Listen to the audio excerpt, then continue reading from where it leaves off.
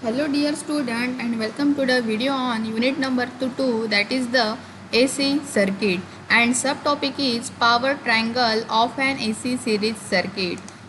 First of all, we learn summary of previous video. We learn basic knowledge of AC quantity parameters and identify the various definition and its graph or waveform and its value. Also we learn AC series circuit. जैसे हमने last video में AC series circuit पढ़े थे, तो उसमें AC series के connections कौन से पैरामीटर से किए जाते हैं ये हमने देखा था। जैसे RL सीरीज सर्किट यानी the combination of resistance and inductor, इसका सीरीज सर्किट देखा था। उसके बाद RC सीरीज सर्किट देखा था and the combination of RLC series circuit, ये तीनों सर्किट हमने पढ़े थे। अभी ये वीडियो में हमें पढ़ना है कि RLC, RC एंड RL ये सीरीज सर्किट के power triangle and voltage triangle कैसे होते हैं। तो देखते हैं course outcome. Determine voltage and current in AC circuit and learning outcomes.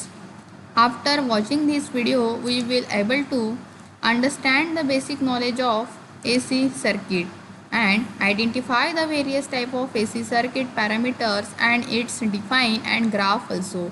Learn different value of AC quantity. जैसे मैंने पहले ही बताया है कि हमने लास्ट जो प्रीवियस वीडियो है या फिर हमारा जो प्रीवियस लेक्चर था उसमें हमने RLC, RL and RC series circuit देखा था, उसके डायग्राम देखे थे, उसके इक्वेशन दिखे थे, ये सारी चीज़ें हमने पढ़े थे।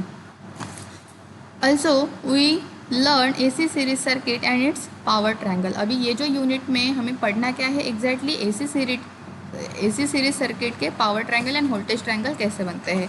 ऐसे हमने बहुत पहले वीडियो में पढ़ा था कि definitions of power, definitions of voltage and definitions of current. तो वहाँ पर हमने, आपको अगर याद होगा तो पावर का डेफिनेशन क्या पढ़ा था, the product of voltage and current, उसी के बेस पे हमें ये पावर ट्रायंगल पढ़ना है। लेकिन the combination of series circuit जो कि AC में होता है, ये सारी चीज़ें हमें ये वीडियो में देखना है। तो पढ़ते हैं basic concept of AC circuit. जैसे प्रीवियस वीडियो में भी हमने देखा था कि AC सर्किट यानी अल्टरनेटिंग करंट, अल्टरनेटिंग वोल्टेज। उसमें जैसे DC सर्किट में डायरेक्ट करंट, डायरेक्ट वोल्टेज, उसकी वेवफॉर्म हमने पढ़ी थी। अल्टरनेटिंग करंट में क्या होता है, अल्टरनेशन पोलैरिटी चेंज होती है, मैग्नीट्यूड चेंज होता है, तो फेज डिफरेंस भी चेंज होता है। अभी ये जो फेज डिफरेंस है, एंगल क्रिएट कैसे होता है, ये हम ये वीडियो में पढ़ेंगे, इसलिए ये वेवफॉर्म यहाँ पर दिखाना बहुत ज़रूरी थी। अभी ये जो वोल्टेज एंड करंट है ये इन फेज़ में फ्लो हो रहा है, ये जो वेवफॉर्म है इन फेज़ में फ्लो हो रहा है, बराबर है। और यहाँ पर जो DC करंट की जो वेवफॉर्म दिखा रहे हैं, इसकी ना ही पोलैरिटी चेंज हो रही है, ना ही इसका मैग्नीट्यूड चेंज हो रहा है। तो पढ़ते हैं हम लोग power triangle of AC series circuit. We know that in AC circuit we are studying 3 type of AC series circuit. Last video में हमने देखा था RL series circuit, RC series circuit, RLC series circuit. अभी ये video में क्या देखना है, RL सीरीज सर्किट का voltage triangle and power triangle. Next RC series circuit, इसका भी voltage triangle and power triangle. Then RLC series circuit, इसका भी voltage triangle and power triangle. First of all we discuss RL series circuit. Last video में हमने देखा था RL series circuit की diagram, क्या क्या कनेक्टेड था यहाँ पर, रेजिस्टेंस एंड इंडक्टर। तो रेजिस्टेंस के अक्रॉस वाला वोल्टेज कौन सा था, VR, एंड इंडक्टर के अक्रॉस वाला वोल्टेज कौन सा था, VL, बराबर है। तो ये R एंड L, उसके अक्रॉस में हमने वोल्टेज सोर्स कनेक्टेड किया था, इंस्टेंटेनियस जो वैल्यू ऑफ वोल्टेज जो बोलते हैं, यानी मैक्सिमम वोल्टेज कनेक्टेड किया था। एंड जो करंट है वो सेम फ्लो हो रहा है R एंड L से, मतलब सीरीज सर्किट में करंट की वैल्यू सेम होती है बट वोल्टेज डिफरेंट होता है। तो इसीलिए R के अक्रॉस वाला वोल्टेज VR, L के अक्रॉस वाला वोल्टेज VL। अभी अगर मुझे टोटल वोल्टेज कैलकुलेट करना है तो वो मैं किस तरीके से करूँगी, उसकी फेज़र डायग्राम कैसे बनाऊँगी, ये यहाँ पर देखना है। तो देखते हैं फेज़र डायग्राम।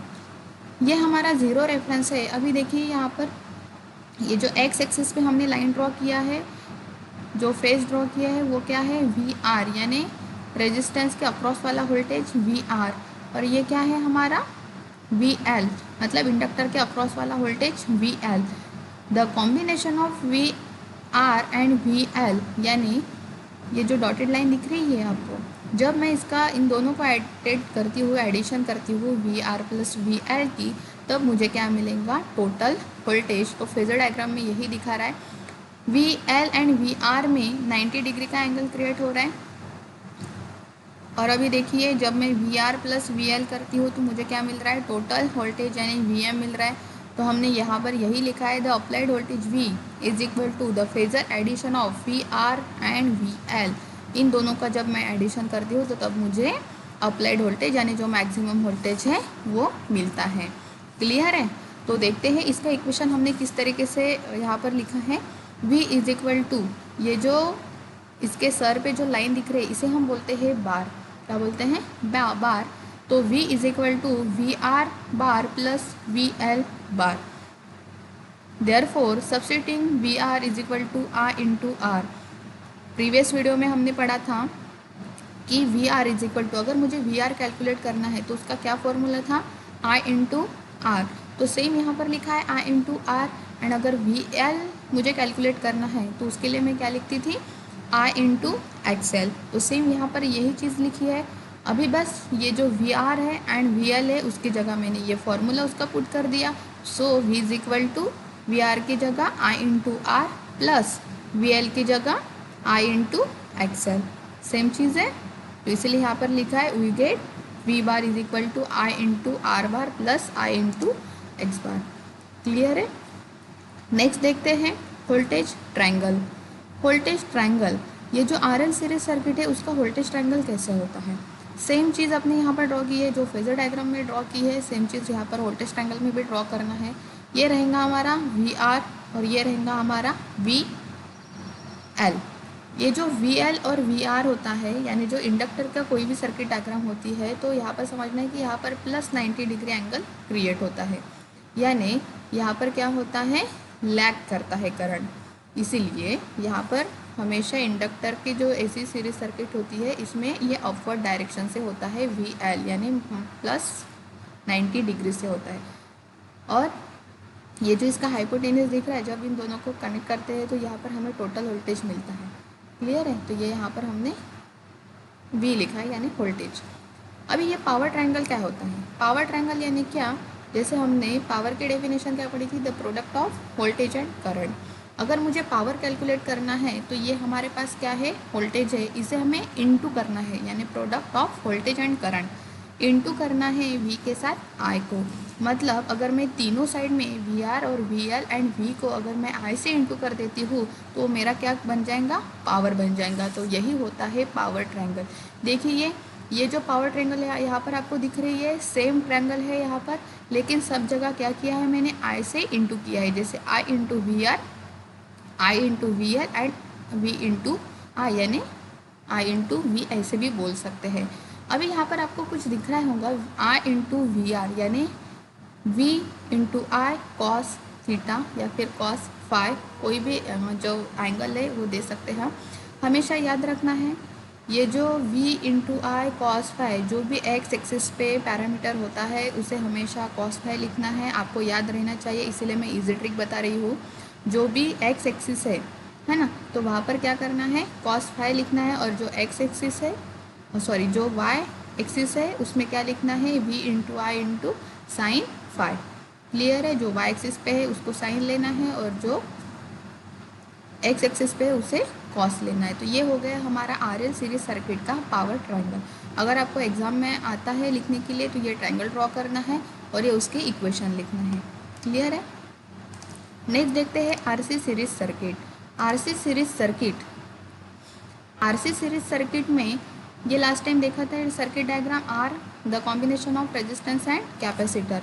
रेजिस्टेंस के अक्रॉस वाला जो वोल्टेज है वो क्या है, वी आर, एंड कैपेसिटर के अक्रॉस वाला वोल्टेज कौन सा है, वी सी। तो फेजर डायग्राम में भी वैसे निकालना है। देखिए जो एक्स एक्सिस है वहाँ पर क्या रेफरेंस है, वी आर यानी रेजिस्टेंस के अक्रॉस वाला वोल्टेज, एंड ये जो कैपेसिटर के अक्रॉस वाला वोल्टेज है वी सी, ये क्या हो रहा है, लीड कर रहा है। क्या कर रहा है, लीडिंग में है, इसीलिए हम यहाँ पर क्या लिखते हैं, minus 90 degree. The combination of V R and V C, तो हमारा क्या बन जाएगा, टोटल वोल्टेज वी। तो सेम चीज़ की है, वी आर VC कैसे है, लीड कर रहा है, हमेशा याद रखना है। कैपेसिटर हमेशा लीडिंग करता है और इंडक्टर लैगिंग रहता है, इसीलिए कैपेसिटर में -90 डिग्री एंगल क्रिएट होता है एंड इंडक्टर में +90 डिग्री एंगल क्रिएट होता है। तो यहाँ पर कैपेसिटर है तो कैपेसिटर में कौन सा एंगल क्रिएट होगा, -90 डिग्री। तो VR प्लस VC क्या हो जाएगा, V। क्लियर है, ये हो गई फेजर डायग्राम। नेक्स्ट देखते हैं voltage triangle of RC series circuit. Same triangle है जैसे फेजर डायग्राम में थी, उसी तरीके से इसका स्ट्रक्चर आप लोगों को दिख रहा होगा। देखिए यहाँ पर ये क्या है हमारा VR, ये क्या है हमारा VC, और ये जो हाइपोटेन्यूज दिख रही है ये क्या है हमारा V। क्या है V।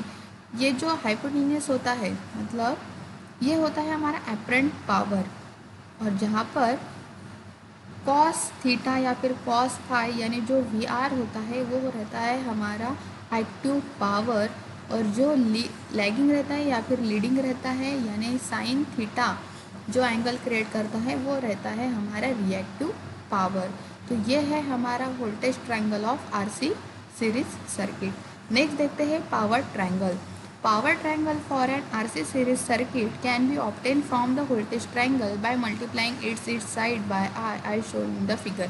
Previous सर्किट में मैंने बताया था कि कोई भी अगर पावर ट्रायंगल कैलकुलेट करना है तो वोल्टेज ट्रायंगल को इनटू I कर दो, मतलब the product of voltage and current, तो वो पावर कैलकुलेट होता है। तो सेम चीज़ जो वोल्टेज ट्रायंगल है इसको यहाँ पर क्या किया, इनटू I, तो यहाँ पर हमारा पावर ट्रायंगल क्रिएट हो गया। तो ये इसका इक्वेशन क्या बना, V into I is equal to VR into I plus VC into I. Clear है। नेक्स्ट देखते हैं RLC series circuit. Last video में भी हमने देखा था RLC सीरीज सर्किट इसमें the combination of resistance, inductor and capacitor, ये तीनों पैरामीटर कैसे कनेक्टेड है, सीरीज में कनेक्टेड है। तो देखते हैं क्या लिखा है, the relative value of the inductive reactance and capacitive reactance play a very important role in RLC series circuit. Draw the corresponding phasor diagram for the following 3 possible conditions. अभी जैसे हमने प्रीवियस स्लाइड में देखा है RL series circuit का voltage triangle, power triangle, next देखा है RC series circuit का voltage triangle and power triangle, लेकिन यहाँ पर दोनों का कॉम्बिनेशन है तो इसीलिए यहाँ पर 3 कंडीशन बनती है। एक तो XL ग्रेटर दैन XC रहेगा, या फिर XC ग्रेटर दैन XL रहेगा, या फिर XL is equal to XC रहेगा। मतलब हो सकता है इंडक्टर के वैल्यू ग्रेटर रहेंगे XC से, या फिर XC के वैल्यू ग्रेटर रहेंगे XL से, या फिर हो सकता है दोनों जो वैल्यू है वो सेम रहेंगी। जब दोनों वैल्यू सेम रहती है तब बनता है रेजोनेंस सर्किट। तो यहाँ पर जो RLC सीरीज सर्किट का जो power triangle and voltage triangle बनता है वो कंडीशन के बेसिस पे बनता है। तो सबसे पहले हम देखेंगे phasor diagram for XL greater than XC। अभी XL ग्रेटर है यानी जो फेजर डायग्राम है XL की जो वोल्टेज है वो कैसा रहेगा, XC से बड़ा रहेगा। तो यहाँ पर आप सभी को दिख रहा है XL की लाइन बड़ी दिख रही है, XC की लाइन छोटी दिख रही है। ये -90 डिग्री, ये +90 डिग्री, ये -90 डिग्री, एंड ये VR इन फेज में है करंट की। क्लियर है। Voltage triangle and power triangle. The power triangle is obtained from by multiplying each side by I. ये है हमारा वोल्टेज ट्रायंगल V, जैसे XL का जो RL सीरीज सर्किट का पावर ट्रायंगल वोल्टेज ट्रायंगल लिखा था सेम है, बस यहाँ पर क्या कंडीशन रहेंगी, VL जो इंडक्टर के अक्रॉस वाला वोल्टेज है VL वो रहेगा VL माइनस VC, उसे भी इंटू I करना है, सेम फॉर्मूला यहाँ पर लिखा है। क्लियर है। नेक्स्ट कंडीशन है XC ग्रेटर दैन XL। यहाँ पर भी जो RC सीरीज सर्किट में हमने पढ़ा था वही वोल्टेज ट्रायंगल यहाँ पर ड्रॉ करना है और उसे इंटू I करना है। तो ये हो गया हमारा power triangle for XC greater than XL।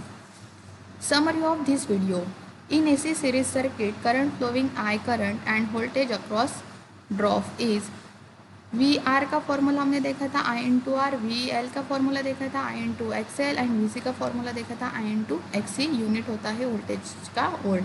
The 3 possible condition हमने देखी है XL greater than XC, XC greater than XL, and XL is equal to XC। Assignment question में आप सभी को लिखना है draw RLC series circuit with its power triangle and write possible conditions. RLC series circuit draw करना है, उसका power